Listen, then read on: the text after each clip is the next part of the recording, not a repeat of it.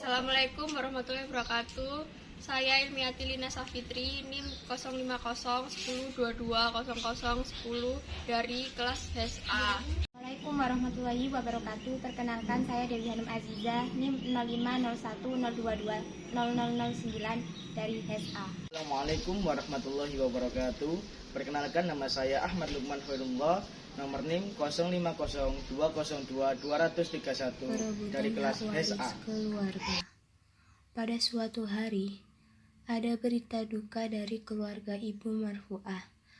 Salah satu anaknya yang bernama Wahyu telah meninggal dunia akibat kecelakaan. Wahyu meninggal dunia dengan meninggalkan harta warisan, namun ia merupakan seorang bujang. Ia tidak memiliki istri dan anak. Kemudian, terjadilah perebutan hak waris di keluarga tersebut.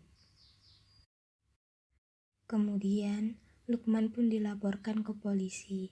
Ia juga dicoret sebagai ahli waris karena telah terbukti bersalah melakukan pembunuhan berencana terhadap pewaris, yakni Wahyu.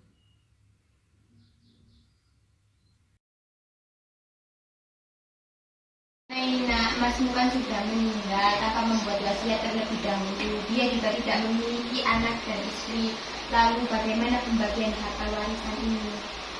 Bagaimana kita milih pembagian harta warisannya itu menurut hukum Islam atau hukum perdata ya Bu? Enaknya apa? Apapun yang menurut kalian terbaik. Ibu sendiri tidak mengerti mengenai hukum dan pembagian waris. Saya sih sebenarnya harus menggunakan hukum perdata karena Mas itu juga belum mempunyai seorang istri dan belum mempunyai anak. Jadi hukum warisnya itu jatuh ke tangan golongan dua, yaitu ibunya dan saudaranya. Dan itu pembagian harta warisnya itu juga jatuh sebesar 1:1. Jadi adil itu Bu. Pokoknya bagian warisan saya harus lebih banyak. Masa temanku dapat warisan lebih banyak dari saudara perempuannya? Masa aku juga enggak begitu? Aku juga harus lebih banyak. Masa aku sama dengan saudara perempuanku? Oh, tidak bisa begitu Man, itu kan pembagian waris menurut hukum Islam bukan hukum perdata. Menurutku sih lebih baik kita menggunakan hukum perdata aja yang lebih adil pembagiannya daripada hukum Islam. Tapi biasanya laki-laki lah yang mendapatkan hak waris yang lebih banyak dari perempuan. Kan sudah aku jelasin di situ. Itu menurut hukum Islam Man, bukan hukum perdata. Jadi kita itu menggunakan hukum perdata aja lah buat pembagian waris itu. Jadi biar adil gitu antara kita itu pembagiannya sama. Jadi pembagian warisnya itu dibagi menjadi 3, yaitu bagiannya ibu, bagian kamu, sama bagian aku. Gitu, lebih adil jadinya. Aku tidak bisa begitu karena aku tidak menyetujui pembagian hak waris ini. Karena apa? Aku di sini akulah yang laki-laki sendiri. Jadi aku harus mendapatkan hak waris yang lebih banyak. Gak bisa. Sudah, jangan berdebat lagi. Kita selesaikan secara baik-baik ya. Bagaimana kalau kita menggunakan hukum seperti yang dikatakan Nina, yaitu hukum perdata, biar adil. Nah, ya betul itu Man, kata ibu. Pokoknya aku nggak mau. Kita kan beragama Islam. Kita harus membaginya secara Islam agar aku mendapatkan yang lebih banyak. Tapi kita bisa memilih hukum apapun sebelumnya dalam membagi warisan ini. Lagi pula juga ibu sudah setuju pendapatku kalau menggunakan hukum perdata. Lagi pula kamu juga Man, gak pernah pulang cuma minta uang Mas Wahyu. Sudah, jangan debat lagi. Kasihan masmu, kalian ini memperebutkan hartanya terus. Kamu juga Man, kemarin kamu nggak pernah pulang ngapain kamu? Terus ngapain kamu kemarin mengotak-ngatik sepeda masmu? Jangan-jangan memang kamu menunggu kematiannya masmu. Kamu merusaknya ya? Nah, ya itu Bu. Oh, jadi sebelum Mas Wahyu berangkat kerja itu Lukman mengotak-ngatik sepeda Mas Wahyu ya Bu? Kalau kata polisi emang begitu sih Bu. Apa penyebab kecelakaan Mas Wahyu itu kayaknya juga remnya blong sepedanya. Oh, jadi Lukman Tuman ya yang berusaha membunuh Mas Wahyu. Iya, Jangan. memang kenapa? Memang aku salah sendiri. Mas Wahyu nggak pernah ngasih aku uang.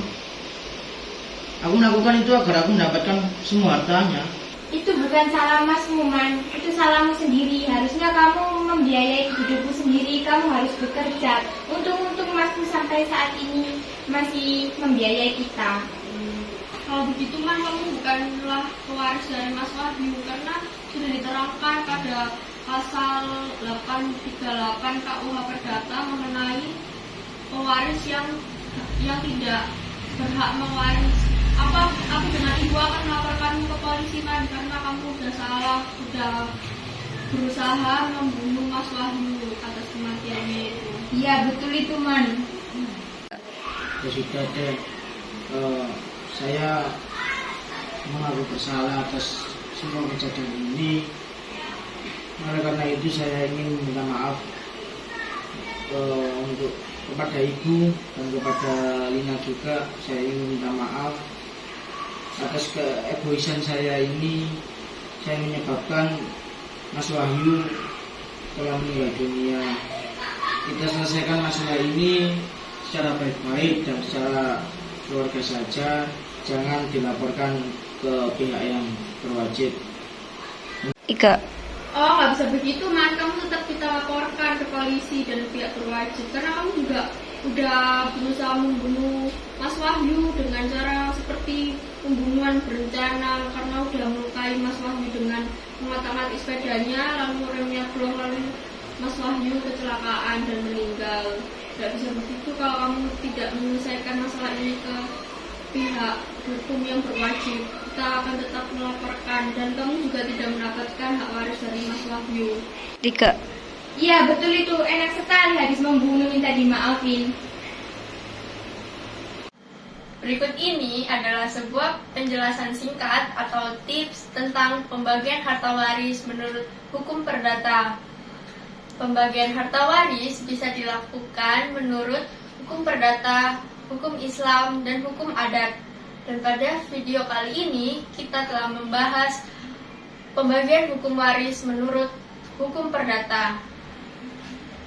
Cara pembagian harta waris menurut hukum perdata adalah 1:1 antara laki-laki dan perempuan sama besar.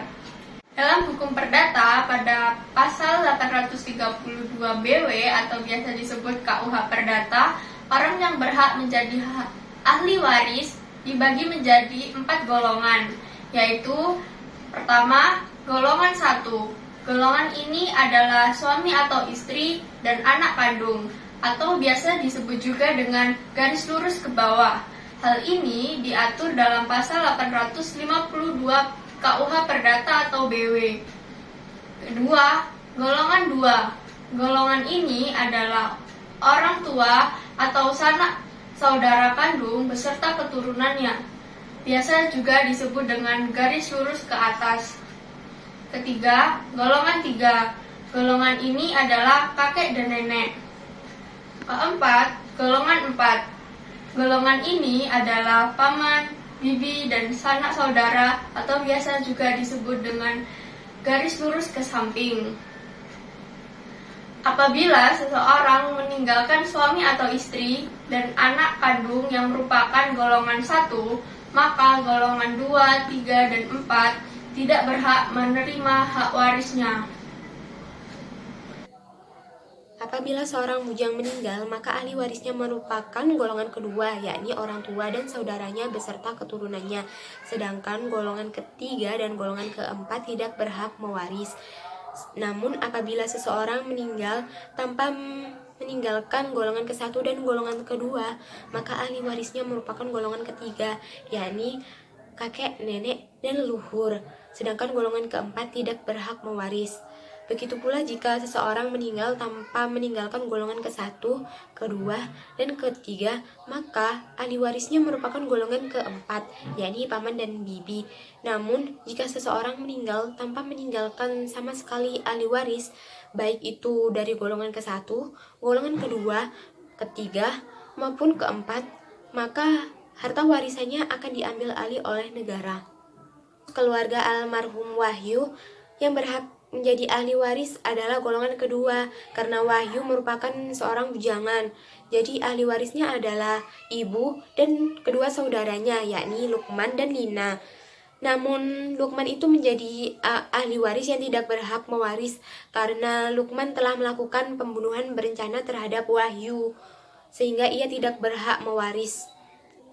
Pada kasus ahli waris yang tidak berhak mewaris atau dicoret sebagai ahli waris ini diatur dalam pasal 838 KUH Perdata yang menjelaskan tentang mereka yang mencegah untuk mengubah atau mencopot surat wasiat, mereka yang merusak, memalsukan atau menggelapkan keberadaan surat wasiat, mereka yang mencoba membunuh atau telah membunuh pewaris, dan mereka yang terbukti mencoba untuk merusak nama baik pewaris. Jadi mereka yang disebut dalam pasal 838 ini tidak berhak mewaris. Sekian film pendek dan tips dari kami. Jika ada kurang maupun salahnya mohon dimaafkan. Wassalamualaikum warahmatullahi wabarakatuh.